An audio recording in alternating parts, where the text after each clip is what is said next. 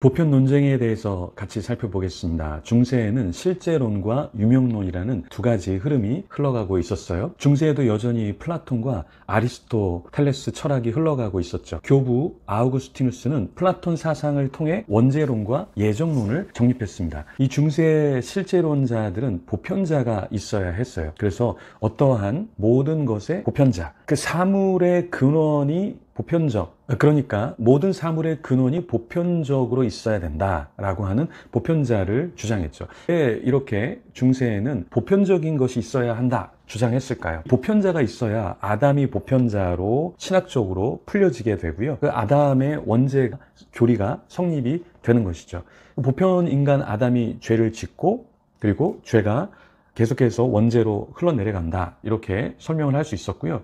게다가 세상 많은 교회 중 교황이 주교로 있는 로마 교회가 모든 교회의 중심적인 자리에 있어야 했죠. 그래서 이 로마 교황이 있는 그 교회가 보편자로서 중심에서 모든 세금을 다 걷어들일 수 있었잖아요. 그래서 이 보편교회라는 개념이 존재해야 했습니다. 부를 쌓으려면 보편자라는 얘기를 하고 그 보편이라는 것을 통해서 로마 교회 교황이 중심의 자리를 잡을 수 있었던 것이죠. 그래서 이 중세 보편이라는 것이 있느냐 혹은 그렇지 않느냐, 단지 이름뿐이라는 유명론, 이 두 가지 실제론과 유명론이 팽팽하게 맞서게 되었던 거예요. 특별히 보편 개념을 주장한 사람들 단순 신학적 노선보다는 자기들의 기반을 탄탄하게 하고자 하는 마음이 있었던 것이죠. 그래서 중세 교회는 실제론을 부인하기 쉽지 않았습니다.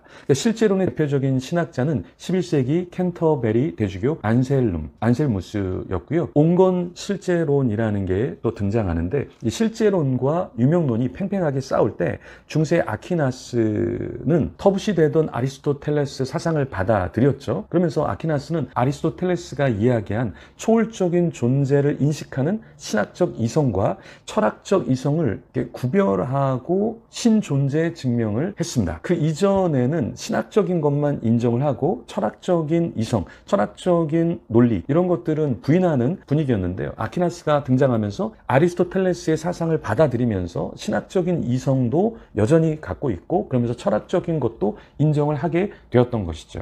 그래서 토마스 아퀴나스는 추상적인 개념에 관해 이런 보편 개념은 실제로 존재하고 객관적으로 인식된다, 이렇게 이야기를 했어요.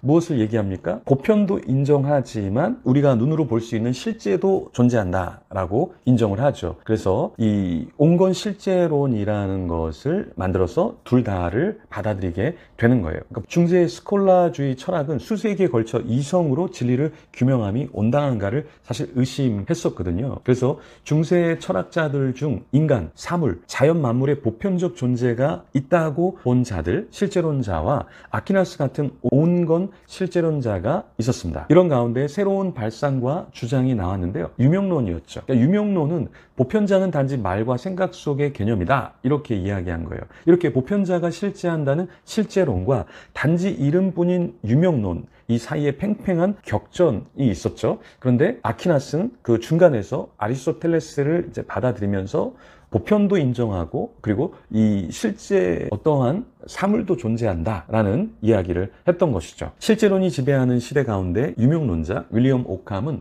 보편자는 낱말일 뿐 언어로서의 개념과 실제 개념을 혼동한 것이다, 이렇게 이야기했습니다. 그래서 오캄은 개별적인 것만이 존재하며 일반적인 개념이나 범주는 단순히 우리가 적용하는 이름뿐이다, 이렇게 이야기를 했죠. 그러니까 개별적인 것을 인정하는데 이 보편이라는 개념은 인정할 수 없다라고 이야기를 했던 것이죠. 아퀴나스는 아리스토텔레스를 받아들여서 보편도 받아들이고 이 개별적인 존재도 받아들였죠. 그래서 두 개를 다 받아들였지만 윌리엄 오캄은 어떻게 했습니까? 개별적인 것만 존재한다. 그리고 너희들이 이야기한 실제론자가 이야기하는 보편이라는 것은 단지 이름뿐이지 존재하는 것이 아니다. 그래서 유명론자였죠. 윌리엄 오캄은 면도날로 그 뜻 보편에 관한 논쟁은 단순히 언어적 개념이다, 이렇게 치부했습니다. 시도했습니다. 그래서 신을 이성으로 증명하려는 시도 또한 무모하고 무의미하다 이렇게 이야기했어요. 그러면서 이런 유명한 말을 했죠. 가장 간단한 설명이 일반적으로 올바른 설명이다. 이 윌리엄 오캄의 말입니다.